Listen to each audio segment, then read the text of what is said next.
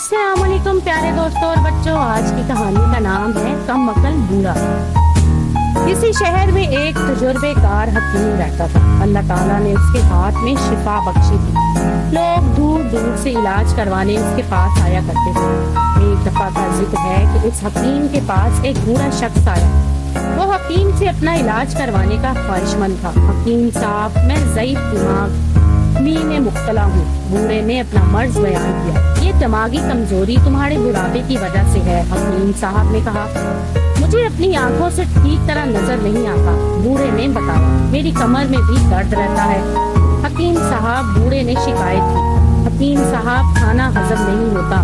बूढ़े ने एक और मर्ज बताया। हकीम साहब ने जवाब दिया, ये कमर दर्द, नजर और मैदे की कमजोरी, इन सब का सबब भी बुढ़ापा है। लेकिन मेरा सांस भी रुक रुक कर चलता है, बहुत जल्दी कांपने लगता हूँ।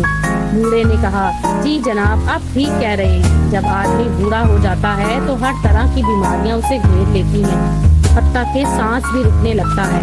हकीम साहब ने फौरन जवाब दिया, हकीम साहब, मेरे पाँव में भी जान नहीं रही, मुझसे पैदल नहीं चला जाता। बूढ़े ने एक बीमारी और बताई। हकीम साहब ने जवाब में कहा, अल्लाह ताला आप पर रहम फरमाए, ये भी बुढ़ापे की वजह से है। इसके अलावा मेरी कमर भी झुक गई है, सीधा खड़ा नहीं हो सकता।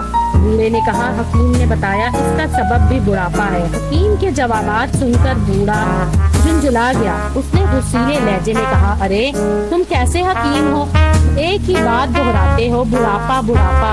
क्या तबीब और हिकमत ने तुम्हें सिर्फ यही सिखाया है? अल्लाह ने हर मर्ज की दवा मुकर्रर की है और तुम अपनी कम इल्मी की वजह से एक ही सबब हर मर्ज का बता रहे हो कि बुढ़ापा है। क्या यही तुम्हारी हिकमत है?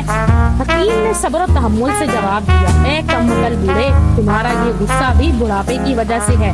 बुढ़ापे में जिस्म की तवानाई और ताकत आहिस्ता आहिस्ता खत्म होती चली जाती है और जिस्म के सारे अज़ा और कमजोर हो जाते हैं। इसलिए सब्र और बर्दाश्त की कुव्वत भी कम हो जाती है। अलबत्ता ऐसा बूढ़ा जो गुनाहों से पाक हो, वो देखने में तो बूढ़ा होता है लेकिन आदत में बच्चा होता है। तो दोस्तों, इस कहानी से हमें ये सबक मिलता है, अगरचा कुव्वत बर्दाश्त कम हो लेकिन ईमान मजबूत होना चाहिए ताकि हमारा हर अमल मजबूत हो जाए। तो दोस्तों, अगर आपको ये कहानी पसंद आए तो मेरे चैनल को लाइक और सब्सक्राइब जरूर कीजिएगा।